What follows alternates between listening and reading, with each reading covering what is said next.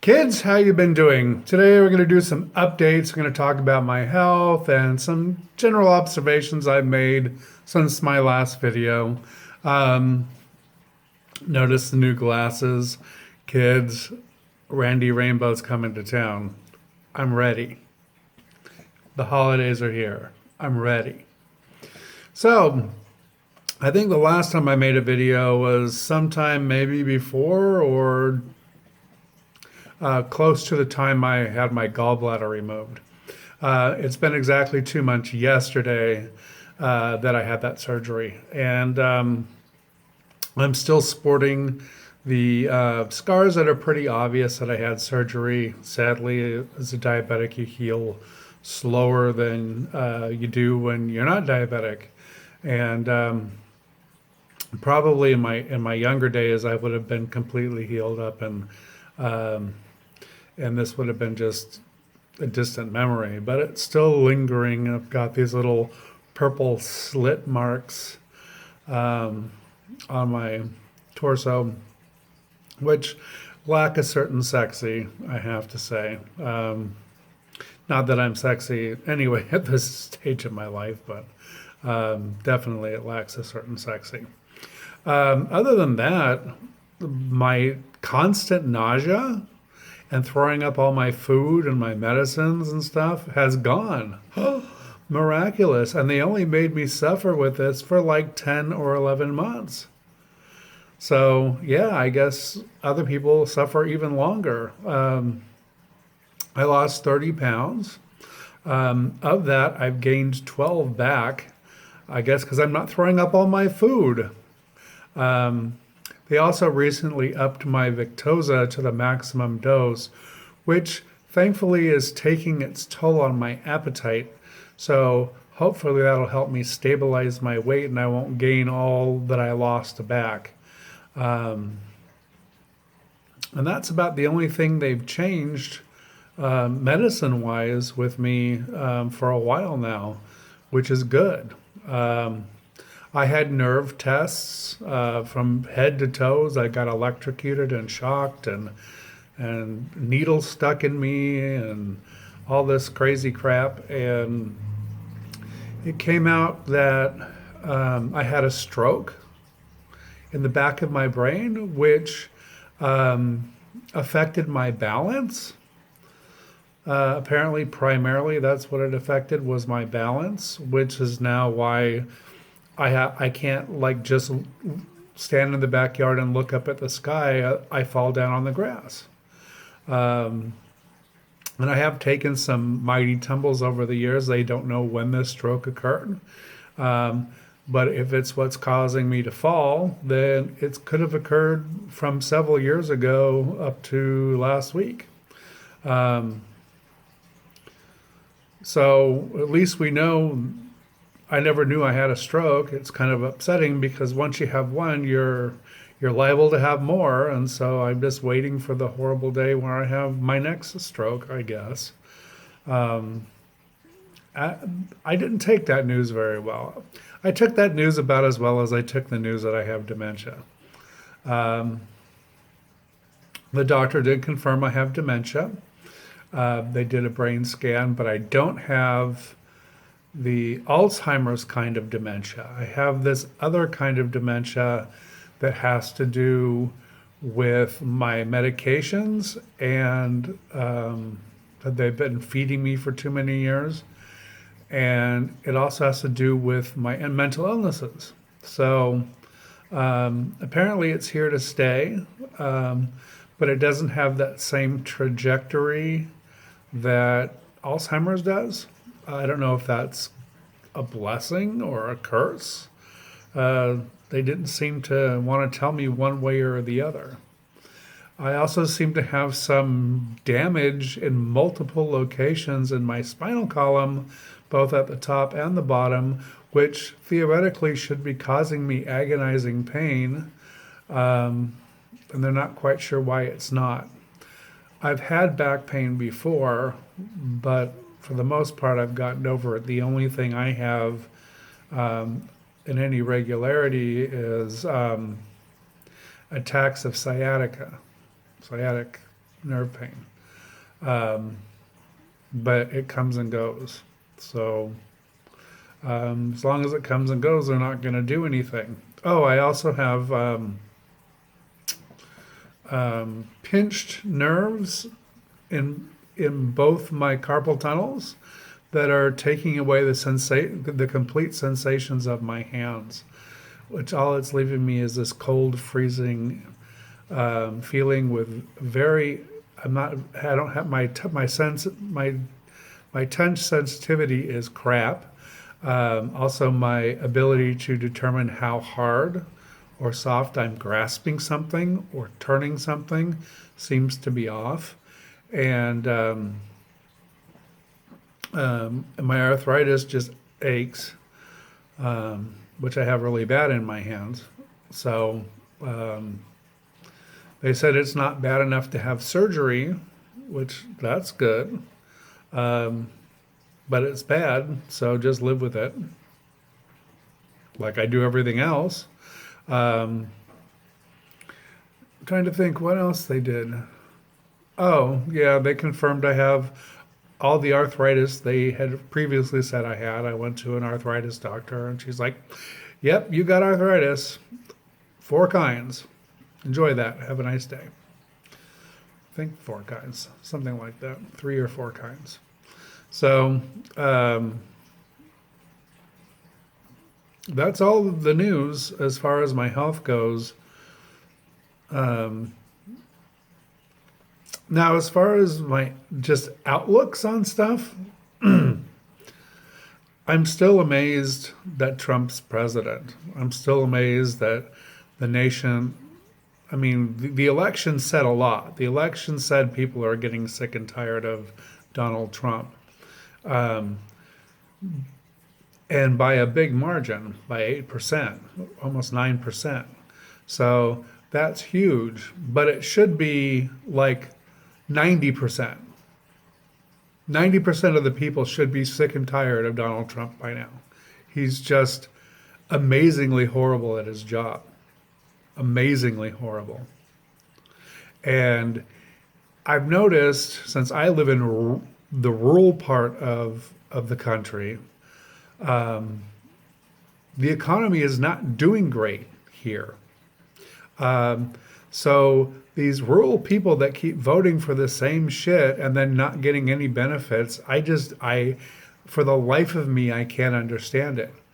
Where I live, it still feels like 2008 and 2009. It didn't get better. We got left behind in the supposed economic rush. And people are living, and people are, more and more people are falling behind. People that weren't falling behind before are starting to fall behind now. So this idea that we have this rock solid economy is crap. It's a paper tiger. And it's going to come crashing down. And we're starting to see it with major companies like Ford and Boeing and GM and Harley and Carrier, etc., etc., etc. And Trump can get mad all he wants at GM, but the fact of the matter is the economy's not that strong. People are living at the edge of their means. And in the next down cycle, which should be coming very soon if it's not already started, because it feels in rural America, kids, like it's already started. Like it started almost a year ago. It really feels that way.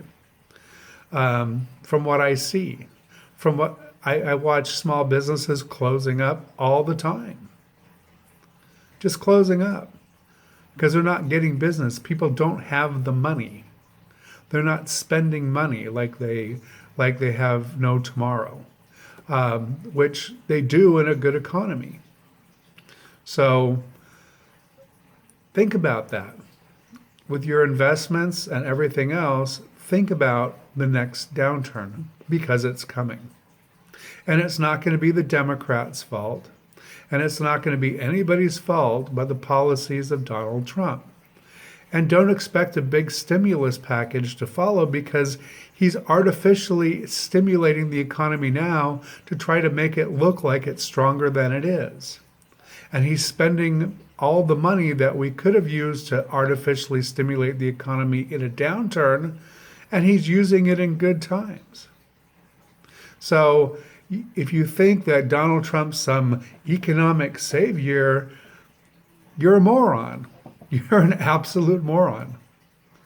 Because we should be paying down our debt right now. We shouldn't be running it up by $1 trillion a year in good times. That makes no sense to anyone with half a brain. Now, if you just drink the Kool-Aid of Donald Trump, you're going to say, oh, well, blah, blah, blah, blah. Bullshit. That's what I say. Bullshit. You drink too much Kool-Aid. You need to stop swimming in the Kool-Aid, and you need to take a breath and step back and realize the fundamentals of how our economy really works and how historically it's worked for over 200 years. Don't be an idiot. Seriously. And I was really sad to see this Mississippi election Tuesday. That the white-black divide and racism is still so overwhelmingly popular in Mississippi. That state and the national media from the left and the right have been making excuses and expectations of Mississippi like that's somehow okay for them. I don't think so. I think they should disband Mississippi as a state. They should take and scatter all the people around the country so they can learn how to get out of the 1800s, be forced out of the 1800s. And then they should just turn Mississippi into the national landfill. So the poop train and all this place and the nuclear waste and everything else can just be sent to Mississippi. And we could just fill the state in. Because nothing's good's coming out of that state. There's no great manufacturing coming out of Mississippi. It has a shitty economy, deplorable education system. There's nothing good. There's no redeeming quality to Mississippi. All it is just a museum to hate. That's all it is. It's a living museum to hate. And the people there act like they're living in the 1800s. It's revolting. It's embarrassing to America. That's my personal opinion. So, that's about all I wanted to talk to today. Just letting you know. And the other thing is, I'm able to eat practically everything. A lot of people warned me about having to have a restricted diet after having no gallbladder. But I don't seem to be having any problem eating anything, whether it's greasy or not. And I'm keeping things down, so I'm happy with that. The only thing I can say is I'm getting older, so my stomach is getting more sensitive to spicy foods that I really like. I'm getting a little bit more indigestion from super spicy stuff, but that comes with age from what I know. I don't think it had to do anything with my gallbladder. And as far as the new medicine they put me on, the Thorazine, it's imperceptible. It's not one of those drugs that is perceptible. I know if I do take 2 at a time, I tend to fall asleep.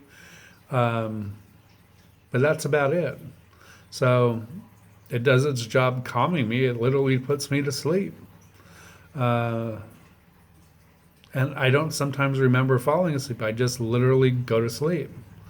And I could do it sitting in a chair, or I'll just I'll put myself in bed and fall asleep and not even realize I'd gotten out of the chair and put myself in bed and fell asleep.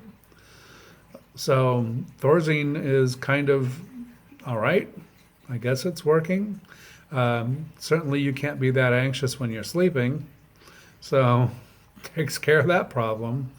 Um, it's making me take a lot less Xanax, um, which I guess is some kind of goal.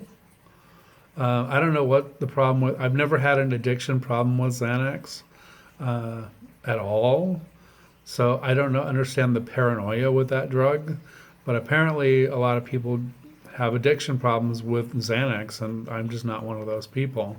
So now they have me on this Thorazine, which costs, let's see, Xanax costs like 225, and Thorazine costs 285. So yeah, they're willing to pay a shitload more to keep me calm and have it not be Xanax instead of $2.25. Makes no sense. But oh, that's the other thing. Now, I want you to think about this very clearly, whether you know me or you don't know me. I don't think that my life at this stage is worth over $60,000 a year to stay alive. And as of the end of October,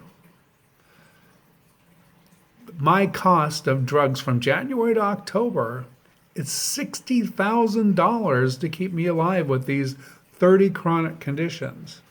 That's not including all the hospital visits and hospital stays and doctor's appointments and specialists and blah, blah, blah, blah, blah, blah, blah, blah, blah, on and on. And flu shots and all the bullshit to keep me alive. I just don't think I'm worth that. And I'm amazed that the drugs cost that much. Could you imagine if I didn't have insurance, having to cough up probably by the end of December $70,000 or maybe more in medications? That's pretty insane, I think. But they're willing to do it. So as long as they're willing to do it and they're going to cover the cost, fine. But I wouldn't pay that much out of pocket.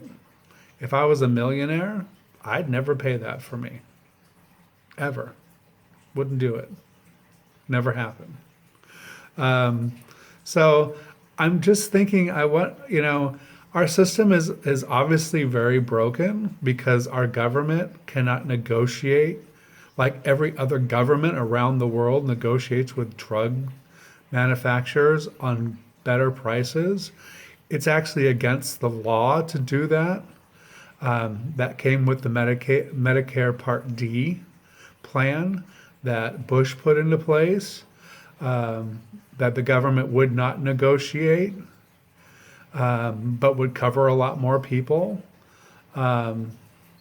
by subsidizing, and there's no tax revenue to pay for that, so it just is all deficit spending.